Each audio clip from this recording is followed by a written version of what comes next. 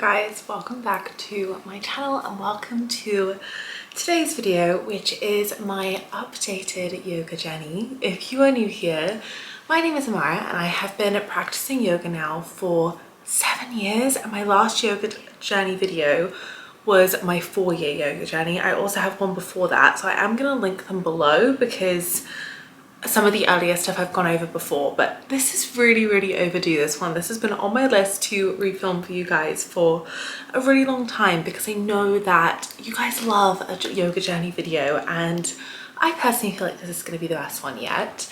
But as I said, if you want to hear more about my early days as when I very first started to practice, I am going to touch on it here, but you may also want to go back and watch that one. I've got blonde hair, it's a long time ago, but I will link them all below. For those of you who might be new here or you don't know me, as I said, my name is Amara. I've been practicing yoga now for 7 years. I post an awful lot on here about slow living, mindful living, but also I am a yoga teacher, so I post yoga classes. That's a little sneak peek into my yoga journey. But with that being said, let's dive straight into my updated yoga journey. So where to begin? I feel like I need to set the scene, and I'm going to run through the very early days of my yoga practice, and then I've decided to divide this video into different sections in terms of the way in which I feel I've transformed through my yoga practice. So I'll give you a slightly shorter little story time, and then I will dive into the big transformations. If you want more in-depth story time, head on back to those previous videos because I know I talk about them in so much depth and I take you on a really nice story. So back in 2017, I was at university, as in my second year of university, and this is when I started my yoga practice. When I first started my yoga practice, I was feeling very lost. I was kind of in quite a low space at the time. I'd had a lot going on within my personal life. I'd lost a friend at university, he'd passed away. We'd had a lot, we'd been through a lot. And I stumbled into my first yoga practice, and the way that happened is one of my friends was working at a yoga studio, and I also had some people recommend I try yoga due to just really a lot of pain being held within the body, especially within the back of my body. So with that being said, I kind of stumbled into this yoga studio and I bought a 1-month unlimited membership just to try it and see if I'd like it. And at the time I was I guess you'd call it a bit of a cardio bunny. I was doing a lot of gym. I was very obsessed with burning calories and all of that vibe, which I don't feel I need to trigger warning that because we're not going to talk about it too much, but it was definitely sort of the mindset I was in. I was coming to yoga as a workout, and the studio I joined was a Power Vinyasa studio. So every single class I was attending was a Power Vinyasa class. Now I am so fortunate because the teachers that I had at that studio when I first started the practice were incredible. They prioritized philosophy. They were it was one of the most healing experiences. Over that 1-month unlimited membership, I literally felt like my soul was being put back together, and I fell in love with the practice. I was someone who hated group classes at the gym. I really wasn't sure if I'd like it, and I remember that first class, it just went so quickly and I was like, oh my goodness, I loved that.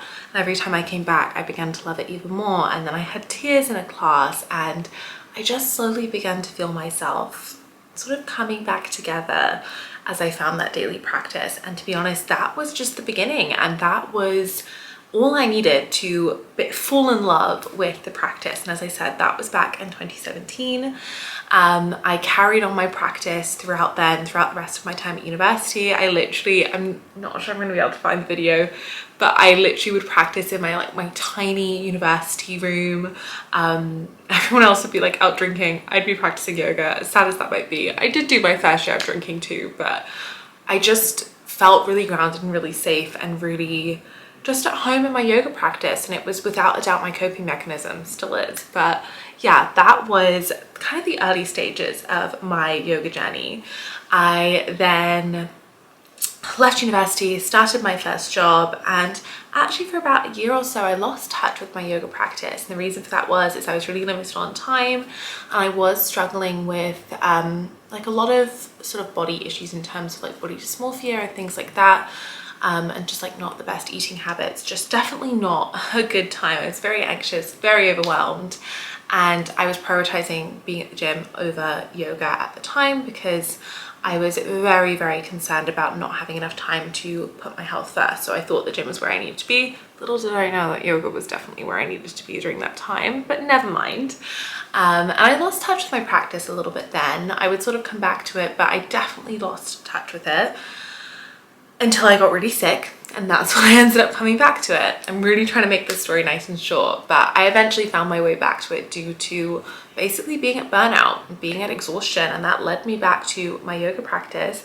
And it's actually what led me to sign up to my yoga teacher training, because the job I was doing, I was really unhappy in. I didn't have any work-life balance. I didn't see that this was going to be a sustainable job for me going forwards, and I didn't know what I was going to do, but all I knew was that I couldn't continue doing that. And I loved yoga, so I was like, well, if I do my yoga teacher training, I did it one weekend per month for a year, at least I will be taking some time for myself, and I'll be putting myself first, and I will have this time to just like really look after myself and feel like I'm doing something purely just for me.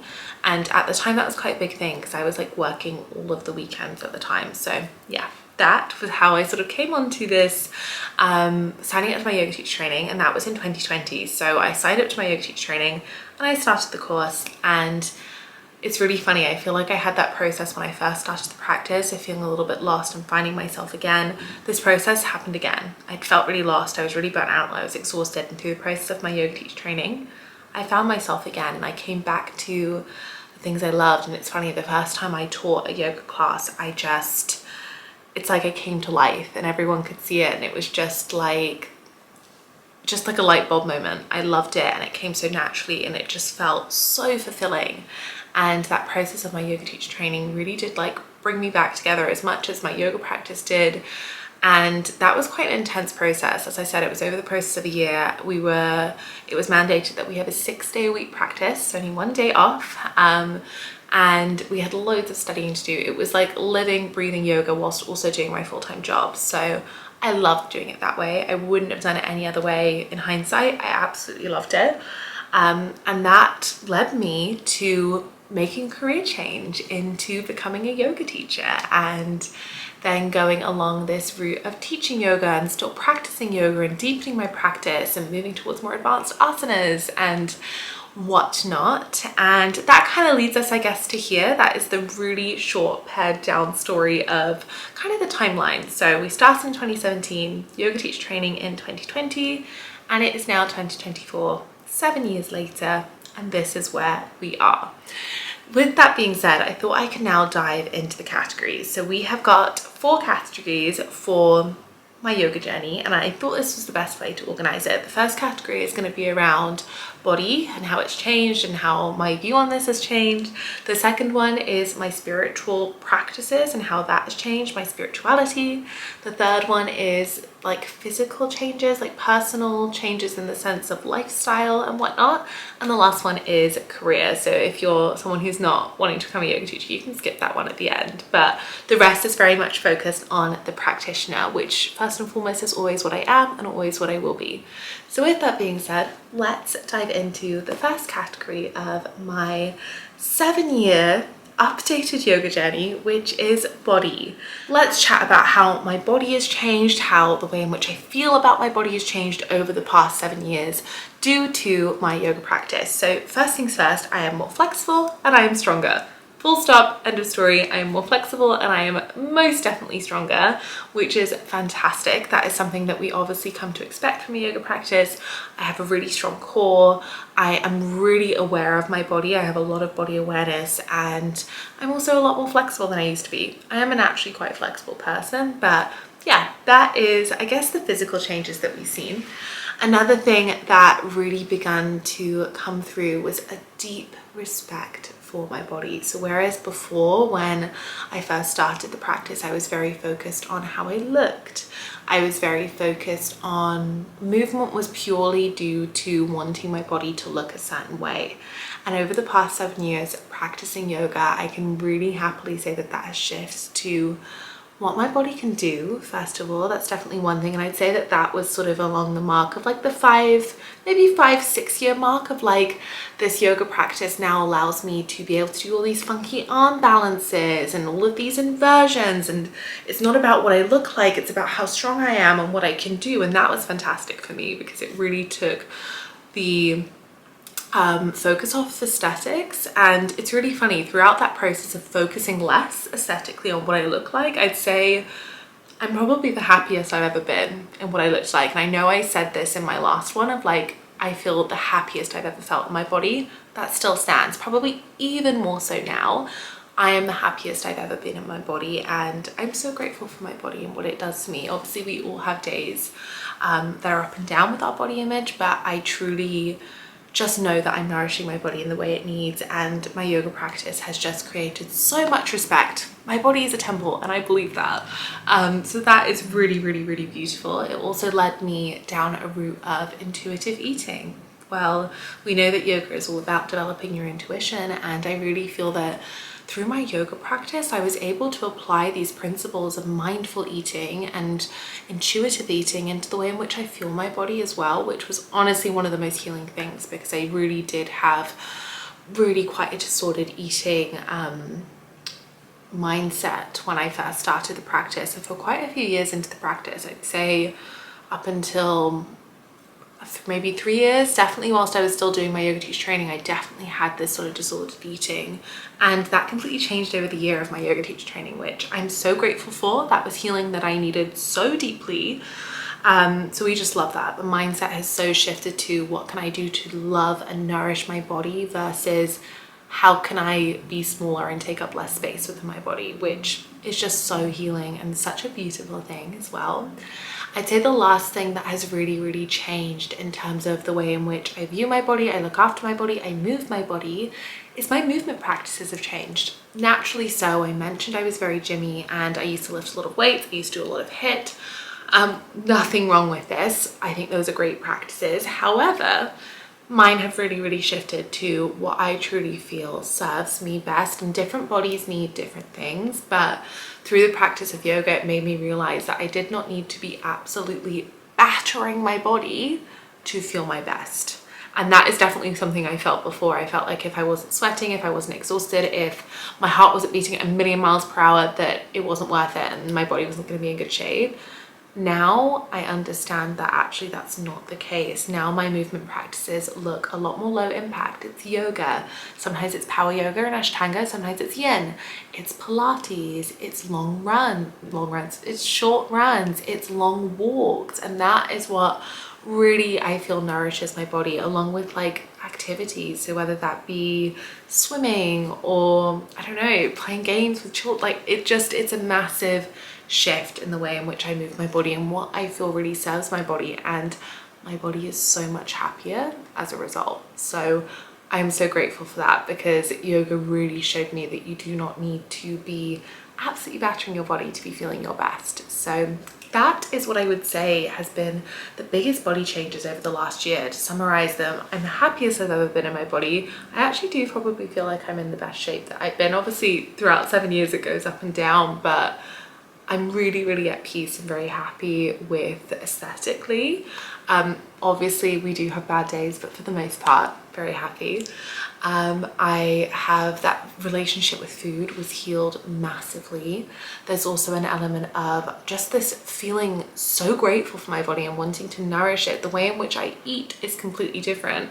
Whereas before it was all focused on calories, now it is focused on how can I feed myself with nourishing, organic, like really high quality food that's going to make me feel my best. One thing I didn't mention is I'm also now vegetarian. I wasn't vegetarian when, actually, you know what? I became vegetarian around the time of starting my yoga practice. They were not related at all. Obviously, yoga really does mandate that vegetarian is the healthiest diet within the philosophy of yoga. But actually, I changed to being vegetarian completely unrelated to my yoga practice, and it was quite a slow process. So I started to transition to a vegetarian diet around the time I started the practice. So that really changed, but I love it. I feel it nourishes me. It's been 7 years and I still feel great as a result. And yeah, I think that is everything. And obviously I'm more flexible and I'm stronger. I think that's everything in terms of how my body has changed and my relationship with my body has changed. Now moving on to the next category, which is probably the biggest category, and this is my spiritual practice and my spirituality. There is so much that has changed here over the past 7 years, and I feel like I need to give you a little backstory of how I felt about the spiritual practice. Now, I've always been someone who's been very open to spirituality. So even as a child, I knew about star signs, and I was always quite attuned to, I was always very into spirits, whether it be ghosts or whatever it might be. I was very intrigued by this. So I was always fairly open to spirituality. However, for a really long time, I didn't have any spiritual practices. When I first started my yoga practice, I had no spiritual practice other than Shavasana at the end of the class. And I would say that it stayed like this for a really long time. I'd say for my first 2 or 3 years of the practice, there wasn't an awful lot of spirituality. I was beginning to learn a little bit about the yamas and niyamas through yoga. So like non-attachment and surrender. I was hearing this in classes, and every time I heard something, I loved it. Like I was like, oh, that resonates. Oh, okay, I understand that. Oh, I like that. Like it was beginning to resonate and sit with me. Around the time of starting my practice, I also read the book A Return to Love by Marianne Williamson, who has just run for president in America, which is crazy because it's like a full circle moment. But yeah, I read her book, which was just incredible, and that was a big part of like, I guess, the beginning of my spiritual practices. But when I first read that book, most of it went over my head. I really probably wasn't ready for it. I was very young at the time. Definitely wasn't ready for it, but I've read it so many times since and understood it on so many deeper levels since. But yes, my spiritual practice to begin with was very, very, very minimal. And then around the time of doing my yoga teacher training, the spiritual practice had begun to start. So I began to have oracle cards. I began to follow the moon cycles. I began to have this more interest in astrology. I began to meditate and really be interested in how to increase my intuition. Now, I'd say that I was always quite open to spirituality because I am an incredibly intuitive person, and I always have been. That's been something that, whether I was into my yoga practice or not, even just growing up, I was very, very intuitive. My mum is also the same, very, very intuitive. So that was always something that I understood to be spiritual, but came very, very naturally to me. That has increased tenfold. Like my intuition now is tried and true. I would honestly choose it above logic most of the time because my intuition now is pretty foolproof, and that is due to my yoga practice and due to beginning to explore my intuition more deeply through my yoga practice. And as a result of that, it has led me to finding connection to my guides, to spirit, to angels. And this might be sounding a little bit woo-woo for anyone who has maybe just started their yoga journey, but it really opened up my perception into the divine. And that's what yoga is about, right? Is finding this connection to source, to the divine. And I feel like just the intuitive channels opened up massively for me, kind of at the, I'd say around the 4 or 5 year mark. That's when they really opened up for me. So this wasn't a straight away thing. I started a meditation practice. That was a huge part of this. My yoga practice also sort of led me down the route of becoming Reiki qualified. I am Reiki level 3 qualified, which is actually quite highly qualified. I do forget that sometimes. That then really fed back into my yoga practice because the understanding of the chakras was deeper, and I just really began to understand energy, which is what yoga is all about. Yoga is a practice to shift energy. So I began to understand vibrations and the chakras and energy. I then began to really tune into manifesting, what you can do with that. And again, my yoga practice led me to that because I began to understand vibrations and how that works. And then sort of along the journey, this is actually whilst I was learning during my yoga teacher training, was I learned how to read tarot cards. And this was a pure coincidence that my landlady taught me to read tarot cards, and then from there it all began to kind of come together and pull into my practices, and my intuition really began to drive me forwards, which was huge. I'm just checking if there's anything else here. Yoga also led me down the route of sound healing, which is again more energy work, more vibration work, but yoga really opened up my mind and my perception to what energy is, how energy moves through the body, and how energy surrounds us within our aura. And firstly, it was becoming aware, then it was the chakras, then it was, okay, how do I work with energy? How do I read my chakras? How do I balance my chakras? And this was something that honestly each year I just felt has got deeper and deeper and deeper. And in the more recent years, because this, as I said, it was around that 4 or 5 year mark, we're now at the 7-year mark, I feel these practices have just become so deeply like embodied and embedded into who I am and into my everyday life. And they're just so much a part of who I am, because being led by that intuition and being led by that connection there with your practice and your higher self is such a deeply spiritual and profound experience. It's also led me to explore shadow work, which is a huge part of what we talk about in yoga in terms of the ego and the inner child. And it has been without a doubt the most profound spiritual awakening, my yoga practice. And it has led me down so many routes that always lead me back to my yoga practice, but it is like the anchor to my spiritual practice. So if you are someone wanting to start a spiritual journey, your yoga practice I feel is personally key, because it is just such a beautiful anchor to any spiritual practice. That is everything for how spiritually I feel I have grown and changed throughout the last 7 years.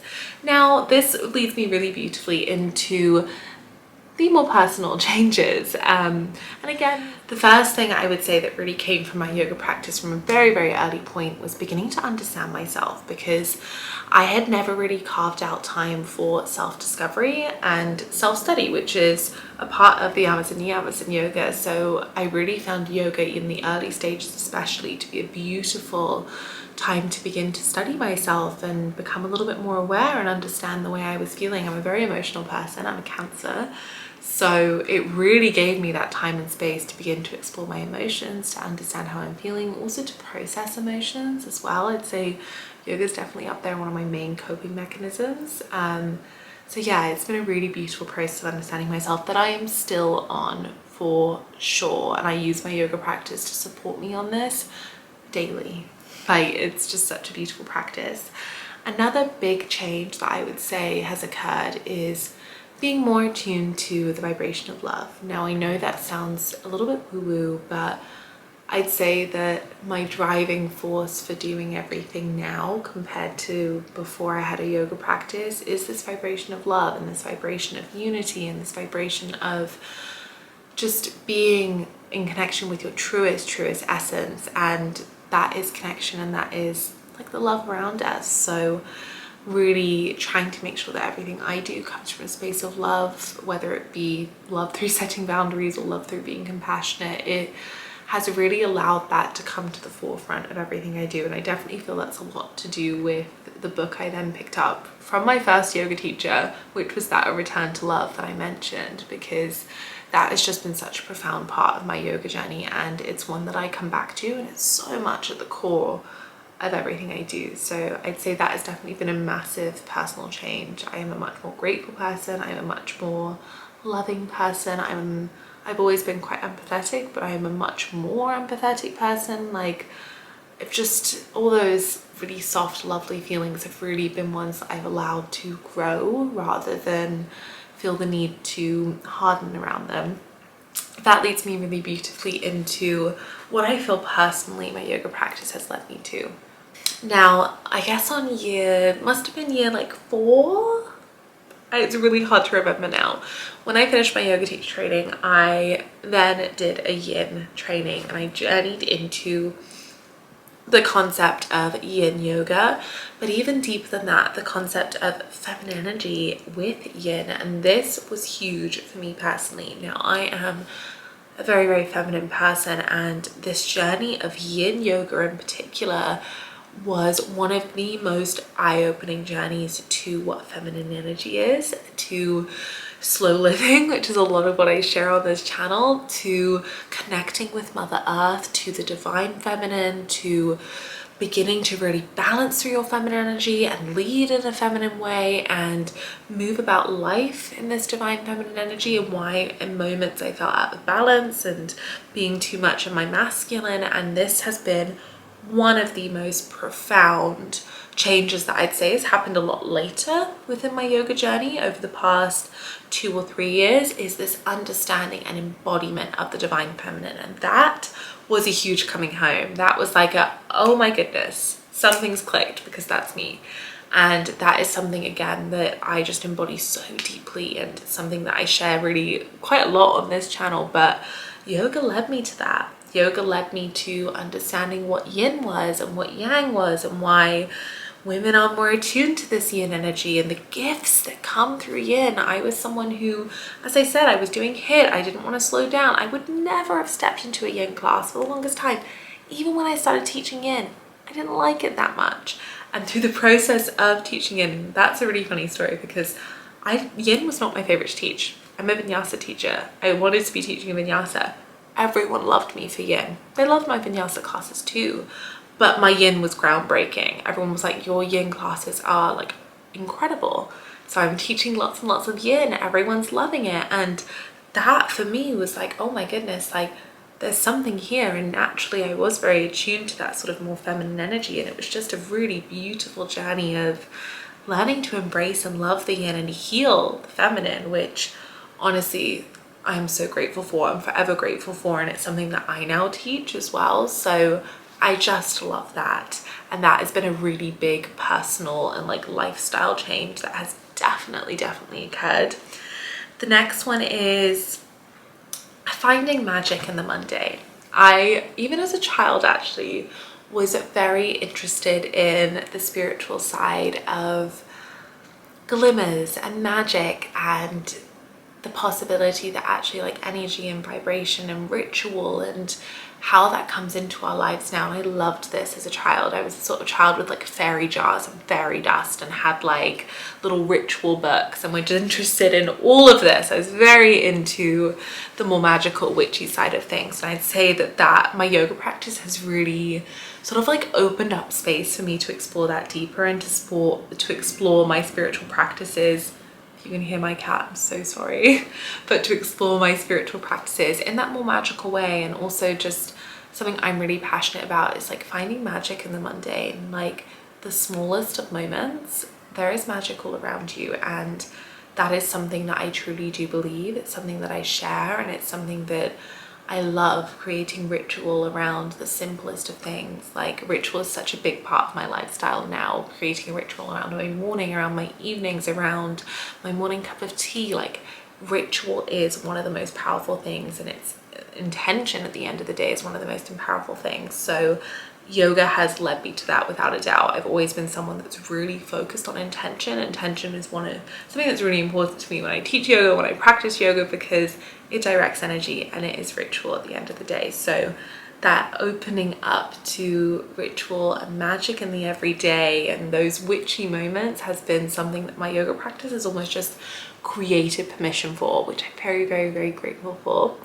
And the last one I would say is, as the years have gone on, I have just become more and more a living embodiment of everything I've learned from yoga, and also everything I teach in yoga as well. I do truly believe in yoga philosophy, and it's something that I carry through my life. I carry a lot of the values of Ayurveda, but also even deeper than that, the more spiritual practices that are wider than yoga that still carry its essence are so embodied in everything I do. The qualities of yin, the qualities of finding balance in everything. These are things that I have just begun to embody in every single thing that I do. And if you're more interested in that, go and watch some of my vlogs, because I chat about this in almost every vlog. But I'm really in a lot of ways proud of that, because I really do feel that there are at least moments where I just become a living embodiment of my past 7 years of a yoga practice. And that is so special, because it's such self-development, to say the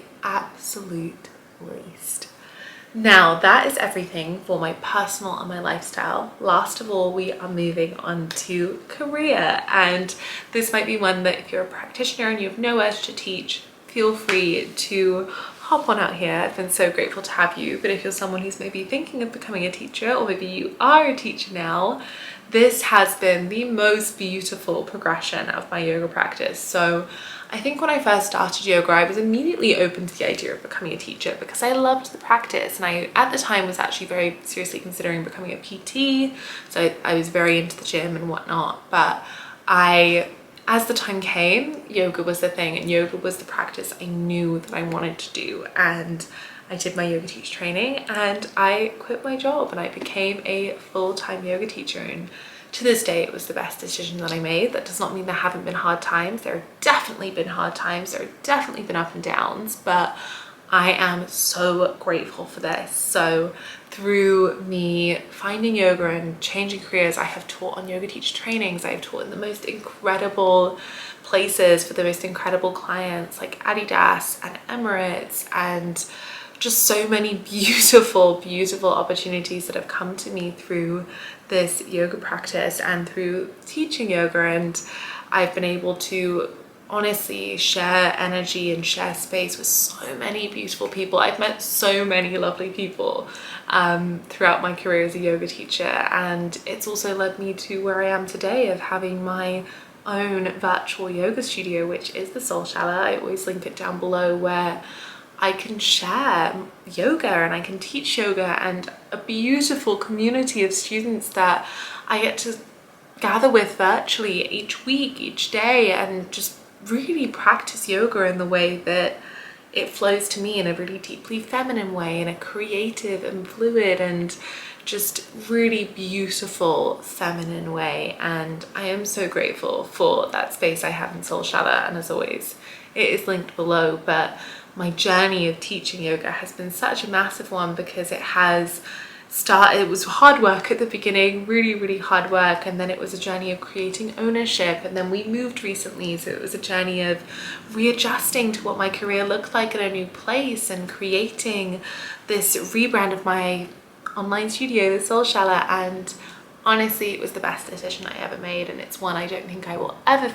regret. And I have so much excitement and joy for the future, but even more so than that, I'm so grateful to have a career that grows with me. I'm so grateful to have a career that allows space for me when I'm going through harder moments, when I'm going through periods of challenge. I can be gracious with myself, which is hard, but I have the capability to be gracious with myself, which I will never not be grateful for. I'm so privileged, but also I worked really hard for it to have been able to create that, and I will never, ever, ever not be grateful for it.